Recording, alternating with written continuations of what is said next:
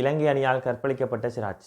First ஓவரை சிராஜ் போடுங்கொண்டு ரோஹித் சர்மா கொடுக்க 10 நிமிஷங்க அவனை போட்டு தாக்குன்னு தாக்க என்னை காப்பாற்றுங்கோண்டு சிராஜ் கத்த ரோஹித் சர்மா பேசாமல் நிற்க ஓவர் முடிய இவர் போய் தண்ணியை குடிக்க மறுபடியும் வந்து போடுங்கோன்னு சொல்லி ரோஹித் சர்மா கொடுக்க இந்த முறை அவிஸ்க போட்டு இவரை தாக்க மறுபடியும் காப்பாற்றுங்கோண்டு இவர் கத்த ரோஹித் சர்மா திகைச்சு போய் நிற்க இதை பார்த்து ஸ்ரீலங்கா ரசிகர்கள் சிரிக்க சிராஜ் அப்படியே கிரவுண்டுக்குள்ள குப்பரை படுக்க சிராஜை வச்சே நேற்று ஸ்ரீலங்கா 27 வருஷத்துக்கு பிறகு ஜெயிக்க ஒரே கூத்து தான். இதனால் கொஞ்சம் பேருக்கு இந்தியா டீம் ஃப்ளைட் டிக்கெட் போட்டு கொடுக்கலையாம். கள்ளத்தோணியில் இந்தியா கோடு கொண்டு போனால் அதுக்குள்ளே ஒருத்தன் சொல்லியிருக்கிறான், டோனி இருந்திருந்தால் கப்பும் கிடச்சிருக்கும் கப்பலும் கிடச்சிருக்கும், கப்பலில் விலாசமாக போயிருக்கலாம் கப்போடையன்ட்டு. அந்த தோனியிலையும் சிராஜி கிடச்சி இருந்தானா போகும் வரைக்கும் மூஞ்சியை அடித்து கூட்டிகிட்டு போனவங்களாம். அப்போ அந்த தற்குறிமை என்ன சொல்கிறது? யார் எடுத்தாலும் உங்களுக்கு டோனி தான். இப்போ கப் அடித்தா டோனின்னு இருப்பாங்க. இப்போ கப் அடிக்கலை, அதுக்கு காரணம் யார் சொல்ல மாட்டாங்க, பம்மி கொண்டு வந்துடுவாங்க. இனி இந்திய ரசிகர் வெளியில் வர மாட்டாங்க 6 மாதத்துக்கு.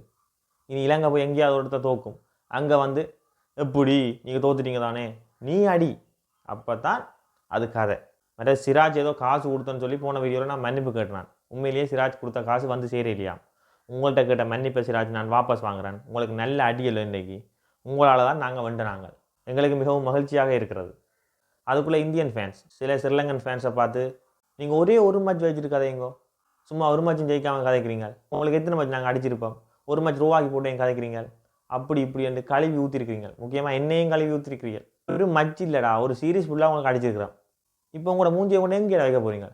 எனக்கு தெரிஞ்சு ஒரு 90% இந்தியன் ரசிகர்கள் கக்கூசுக்கு இருந்து அழுது கொண்டிருப்பீங்கன்னு நினைக்கிறேன். பார்க்குறீங்க, கக்கூசுக்கு இருந்ததுனால இந்த வீடியோ பார்த்து அழுங்கும்.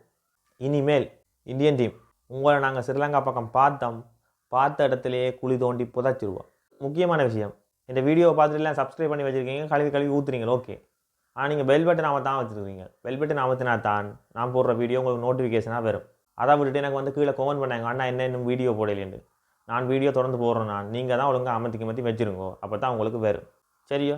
அதை விட முக்கியமான விஷயம், நாங்கள் இந்தியாவிலேருந்து ஏ டீமை கூட்டிடுறோம், பி டீமை கூட்டிடுறோம், சி டீமை கூட்டிடுறோம், வேண்டாம் செட் டீமை கூட்டிட்டு உங்களுக்கு அடிக்கட்டோண்டெல்லாம் கேட்டீங்க. இலங்கையில் 30 பேர் காயம் இருந்தாலும் உங்களை நாங்கள் வச்சு வென்றிருக்கோம் மிச்சாக்களை வச்சு. இப்போ என்ன சொல்ல போகிறீங்க? டோனி வளர்த்து விட்ட பார்த்துருந்தா இல்லை, நல்ல வேலை பார்த்துருந்தா இருந்து வந்து கொடுத்துருந்தா டோனி தான் இந்த வெற்றிக்கு காரணம், டோனி சொல்லி கொடுத்தபடியாக தான் இந்தியாவை இலங்கை வென்றது என்று தலைப்புச் செய்தியில் போட்டிருப்பீங்க. ஏன்டா இந்தியாக்காரங்க உங்களுக்கு இவ்வளோ பெரிய வன்மம்? ஒருத்தன் திறமையால் வளர்ந்துட்டு போட்டேன், ஸ்ரீலங்கா உங்களுக்கு அடித்து போட்டு இதை ஏற்றுக்கொள்ளுங்க. அதை விட்டுட்டு அப்படி நடந்தது இப்படி நடந்த பிச் பிள்ளை வளமையாக நீங்கள் ஆஸ்திரேலியாக்காரெல்லாம் கூப்பிட்டு நடுவாள பிச்சை பிளந்து போட்டு ஜெயா வச்சுருக்கீங்க தானே. இப்போ என்ன பிச் பிள்ளை மழுப்பக்கூடாது. இனிமேல் இலங்கைக்காரும் வந்தா ஜெயசூர்யா இருக்கேக்க அந்த மொட்டை ஜெயசூர்யா அவங்க வெட்டுவேன், அது மட்டும் உறுதி. சரியோ? எங்கள்கிட்ட ஜெயசூர்யா இருக்கும் வரைக்கும் எங்களுக்கு எந்த வித பயமும் இல்லை. இதே மாதிரி ஃபீல்டிங் கோச்சுக்கு மயிலாவோ டில்சானோ வந்தால் உங்களோட நிலைமையை ஜோதிச்சு பாருங்க. ஏதோ நான் சொல்கிறத சொல்லிட்டேன், நீங்கள் இனிமேலாவது தடிப்பு பிடிக்காம நீங்கள் ஒரு சப்ப டீம்ன்றதை உணருங்க. ஓகே, நன்றி, வணக்கம்.